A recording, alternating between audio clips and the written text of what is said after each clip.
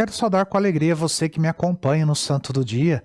Hoje é dia 4 de julho, a igreja celebra a memória litúrgica de Santa Isabel de Portugal. Isabel, ela nasceu na Espanha em 1271.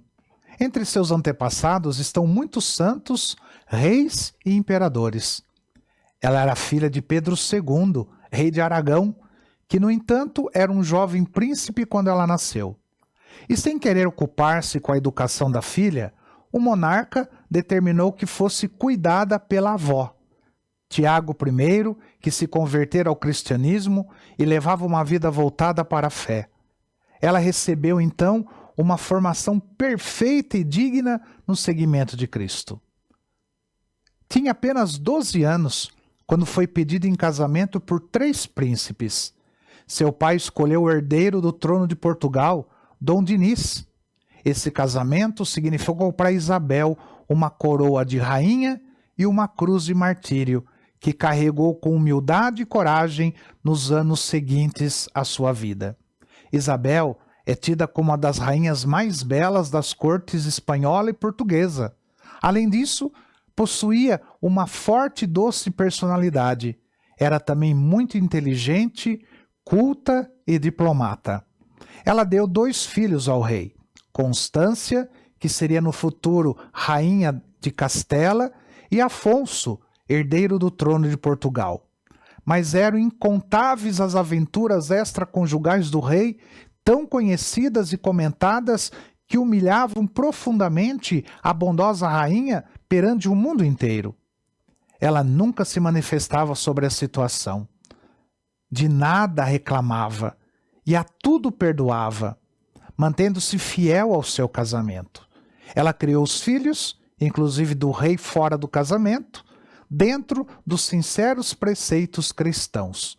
Tem uma história muito bonita de Santa Isabel que diz que ela ajudava muitos pobres, então ela levava mantimento no manto, né?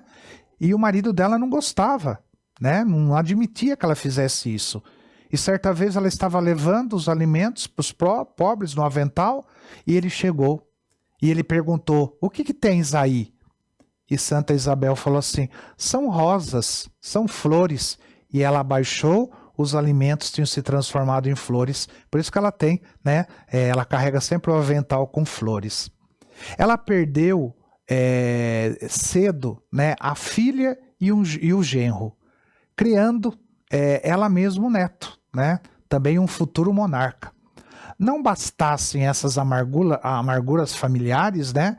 Ela foi vítima das desavenças políticas do marido com parentes e, sobretudo, do comportamento de seu filho Afonso, que tinha uma personalidade, assim, combativa. Depois, ainda foi caluniada por um cortesão que dela não conseguiu se aproximar. A rainha muito sofreu e muito lutou até provar inocência de forma incontestável. Sua atuação nas disputas internas das cortes, né, de Portugal e Espanha, nos idos do século XIII e XIV, está contida na história dessas cortes como a única voz de Isabel a pregar a concórdia e conseguir a pacificação. Ao mesmo tempo que ocupava o seu tempo ajudando a amenizar as desgraças do povo pobre e as dores dos enfermos abandonados, com a caridade da sua esmola e também da sua piedade cristã. Ela ergueu o mosteiro de Santa Clara, de Coimbra, para jovens piedosas da corte, o mosteiro cisterciense de Almoste e o santuário do Espírito Santo em Alenquer. Também fundou em Santarém o Hospital dos Inocentes, para crianças cujas mães, por algum motivo, desejavam abandonar os seus filhos. Com suas posses, sustentava asilos e creches, hospitais para velhos e doentes, tratando pessoalmente dos leprosos. Sem dúvida, foi um perfeito símbolo de paz do seu tempo. Quando o marido morreu em 1335, Isabel recolheu-se no mosteiro das Clarissas de Coimbra, onde ingressou na Ordem Terceira Franciscana. Antes, porém, abdicou do seu título de nobreza, indo depositar a coroa real no altar de São Tiago de Compostela. Doou toda a sua imensa fortuna pessoal para suas obras de caridade. Viveu o resto da vida em pobreza voluntária, na oração, piedade e mortificação, atendendo os pobres e doentes marginalizados. A Rainha Isabel de Portugal, ela morreu em Estremoz, no dia 4 de julho de 1336. Venerada como santa, ela foi sepultada no mosteiro de Coimbra e canonizada pelo Papa Urbano VIII em 1665. Santa Isabel de Portugal foi declarada padroeira de Portugal, sendo invocada pelos portugueses como a Rainha Santa da Concórdia e da Paz.